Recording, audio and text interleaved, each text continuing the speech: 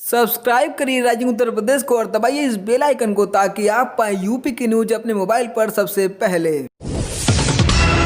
प्रदेश में ठंडी हवाओं की वजह से ठिठुरन बढ़ गई है, जिसकी वजह से ज्यादातर शहरों में कोहरा छाया रहा। मौसम विभाग के अनुमान के मुताबिक उत्तर पश्चिमी हवाओं का जोर थमने के साथ ही एक बार फिर से गलन से राहत मिलेगी। अभी तक के अनुमान के मुताबिक अगले 48 घंटे के बाद ठंड से थोड़ी राहत मिल सकती है। मौसम विभाग ने एकाध जिलों को छोड़कर बाकी सभी जिलों में भीषण कोहरे का ऑरेंज अलर्ट जारी किया है। प्रदेश के महानगरों नोएडा, गाजियाबाद, लखनऊ, कानपुर, मेरठ, वाराणसी, प्रयागराज और गोरखपुर में अगले 36 घंटों तक कोहरा जारी रहने का अलर्ट जारी किया गया है। मौसम विभाग के अनुमान के मुताबिक 13 जिलों में दिन में तापमान में बहुत कमी आएगी। अलीगढ़, अमरोहा, बाराबंकी, बरेली, हरदोई, कानपुर, लखीमपुर खीरी, मेरठ, शाहजहांपुर, बहराइच, गोंडा, बस्ती और गोरखपुर में तापमान में बहुत गिरावट की आशंका जाहिर की गई है। तापमान में ये कमी दिन में ज्यादा देखने को मिल सकती है। इसका मतलब ये है कि इन शहरों में दिन में तापमान 15 डिग्री सेल्सियस के नीचे गिर जाएगा। प्रदेश में वैक्सीनेशन के दूसरे चरण में 1537 केंद्रों व बूथों का टीकाकरण किया गया। लखनऊ स्थित चिकित्सा एवं स्वास्थ्य विभाग के कंट्रोल रूम को प्रदेश भर से प्राप्त सूचना के अनुसार 1,0658 लोगों को टीके लगाए जा चुके थे। इस दौरान कहीं से भी कोई अप्रिय घटना की सूचना नहीं प्राप्त हुई। गोंडा से अगवा किए गए बीएमएस के छात्र गौरव हालदार केस में नोएडा एसटीएफ ने 3 आरोपियों को गिरफ्तार किया है। इसके साथ ही पुलिस ने प्रेस कॉन्फ्रेंस करते हुए इस मामले में कई खुलासे किए हैं कि कैसे गौरव का अपहरण हुआ और वह गोंडा से दिल्ली पहुंचा। पुलिस ने बताया कि गोंडा निवासी दिल्ली स्थित राठी अस्पताल के बीएमएस डॉक्टर अभिषेक सिंह और साथी डॉक्टर प्रीति मेहरा ने यह पूरी साजिश रची थी। उन्होंने इसके लिए करोल बाग में कपड़े की दुकान में काम करने वाले मोहित और जिम में काम करने वाले नितेश को अपहरण की जिम्मेदारी सौंपी थी। डॉक्टर प्रीति सिंह ने छात्र को फोन पर दोस्ती कर मिलने के बहाने बुलाया और चारों ने मिलकर उसे अगवा कर लिया। दिल्ली स्थित मास्टरमाइंड डॉक्टर अभिषेक सिंह के फ्लैट में रखा। डॉक्टर अभिषेक सिंह ने Gloria apartments Bakkarwala DDA flat number 310 Delhi में छात्र गौरव को रखा था। आरोपी गौरव को बेहोशी का इंजेक्शन देते थे। छात्र को सकुशल बरामद किया गया है। पुलिस ने बताया कि देर रात ग्रेटर नोएडा के 0 पॉइंट के पास मुठभेड़ में तीनों आरोपियों को गिरफ्तार कर लिया गया। सुल्तानपुर में करीब 48 घंटे पहले लापता हुई मासूम बच्ची का शव उसके घर से चंद कदम की दूरी पर कुएं में पाया गया। सूचना मिलते ही पुलिस बल मौके पर पहुंचा और जांच पड़ताल की। इससे पहले एसपी ने बच्ची को सकुशल बरामद करने के लिए सर्विलांस समेत पुलिस की टीमें लगाई थी। उधर बच्ची का शव मिलने के बाद परिवार में कोहराम मच गया है। प्रदेश के 2 दिवसीय दौरे पर लखनऊ आए भाजपा के राष्ट्रीय अध्यक्ष जेपी नड्डा ने कहा कि एक भारत श्रेष्ठ भारत के सपने को साकार करने में तल्लीन और साहसिक फैसलों के जरिए विश्व को कोरोना प्रबंधन की राह दिखाने वाले मोदी देश के सर्वाधिक लोकप्रिय प्रधानमंत्री तो हैं ही, उनकी जन कल्याणकारी योजनाओं को पूर्ण मनोयोग से आगे बढ़ाने वाले मुख्यमंत्री योगी आदित्यनाथ ने भी खुद को देश का अव्वल मुख्यमंत्री साबित किया है। मोदी सरकार की योजनाओं की आड़ में जेपी नड्डा ने विपक्षी दलों की पूर्ववर्ती सरकारों पर भी तंज किया।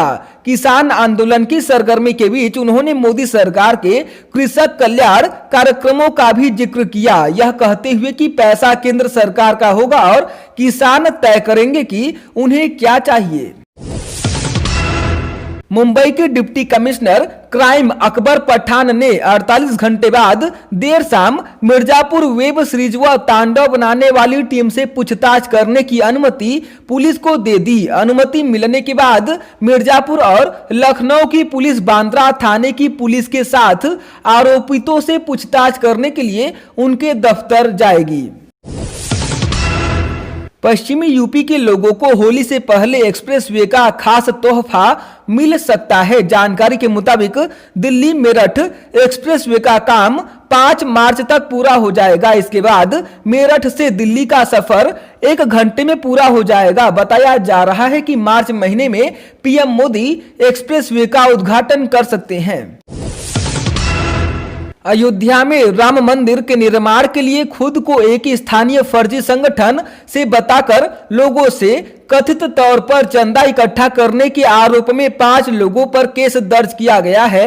इन 5 आरोपियों में से एक का आपराधिक रिकॉर्ड भी है, जिसे गिरफ्तार कर लिया गया। विश्व हिंदू परिषद यानी वीएचपी के जिलाध्यक्ष द्वारा इस पर एक लिखित शिकायत दर्ज कराई गई थी।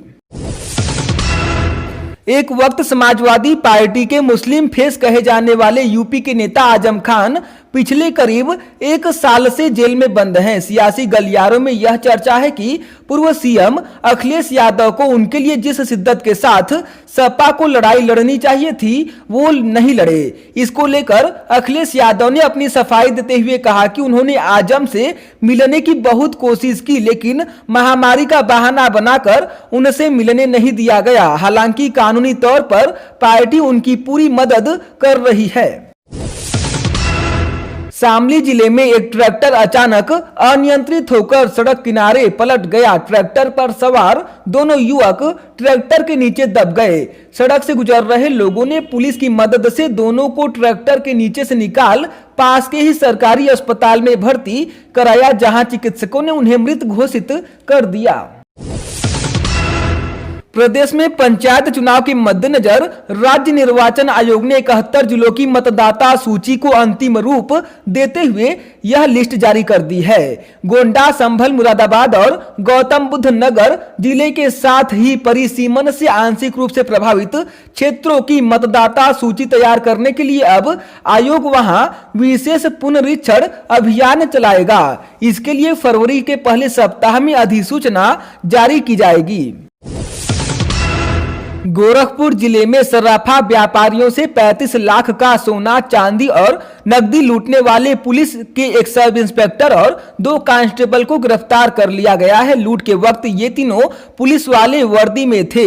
घटना 20 जनवरी का है। महाराजगंज के 2 सर्राफा व्यापारी जेवरात व कैश लेकर बस से गोरखपुर से लखनऊ जा रहे थे। इन्हें रास्ते में पुलिस की वर्दी पहने 3 लोगों ने छानबीन के नाम से बस से उतारा और ऑटो से अगवा कर ले गए। वे सर्राफा कारोबारी से 35 लाख का सोना, चांदी और कैश लूटकर फरार हो गए। सर्राफा व्यापारी ने इसकी सूचना पुलिस को दी और बताया कि लुटेरे पुलिस की वर्दी पहन कर आए थे।